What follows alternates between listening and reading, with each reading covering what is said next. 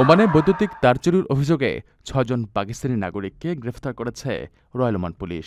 দেশটির অপরাধ অনুসন্ধান ও তদন্ত মহাপরিদপ্তরের তত্ত্বাবধানে উত্তর আল বাতিনা প্রদেশে সম্প্রতি এক অভিযানে তাদের আটক করা হয়।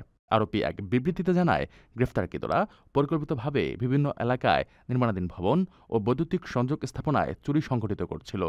চক্রটি রাতের অন্ধকারে এসব স্থাপনাকে টার্গেট করে তার কাটে এবং নিয়ে পালিয়ে যায়। সম্প্রতি স্থানীয়ভাবে একাধিক চুরির অভিযোগ জমা পড়লে তদন্তে নামে পুলিশ এবং তথ্য উপাত্ত বিশ্লেষণ করে অভিযুক্তদের শনাক্ত করা হয়। অভিযানে কিছু চুরি হওয়া বৈদ্যুতিক তার উদ্ধার করা হয়েছে। এছাড়া চক্রটির অন্য সদস্যদের খোঁজে তল্লাশি ও তদন্ত চলছে। রয়্যাল ওমান পুলিশ জানিয়েছে, গ্রেফতার ব্যক্তিদের বিরুদ্ধে দেশটির আইন অনুযায়ী প্রয়োজনীয় ব্যবস্থা গ্রহণ করা হবে। একই সঙ্গে নাগরিকদের সতর্ক থাকার আহ্বান জানিয়ে বলা হয়েছে, কোনো সন্দেহজনক কর্মকাণ্ড দেখা গেলে দ্রুত 9999 নম্বরে অবহিত করতে। এই ঘটনায় ওমান প্রবাসীসহ সাধারণ মানুষের মধ্যে উদ্বেগ দেখা দিয়েছে। নিরাপত্তা রক্ষায় কঠোর অবস্থানে রয়েছে দেশটির আইনশৃঙ্খলা বাহিনী।